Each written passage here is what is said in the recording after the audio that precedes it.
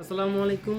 আশা করতেছি সবাই ভালো আছেন। আজকে আবারও আরেকটা ভিডিও নিয়ে আসছে আমাদের 30 ডেজের সেকেন্ড ভিডিও। আজকে ডে 2, কালকে ওয়ার্কআউট করছিলাম, আজকে আবার করতেছি 108টা পুশ আপ, আই থিঙ্ক 12টা করে 12টা রিপোর্টেশন করে 8টা সেট।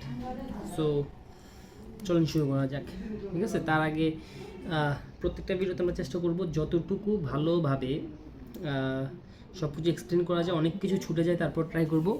সো প্রথমত সবসময় ট্রাই করবেন হালকা একটু হলেও অলওয়েজ স্ট্রেচিং, অথবা স্ট্রেচিং না হোক একটু ওয়ার্ম আপ অবশ্যই করে নিতে হবে। ওয়ার্ম আপটাও খুবই ইম্পর্টেন্ট, সো একটু ওয়ার্ম আপ করা যাক।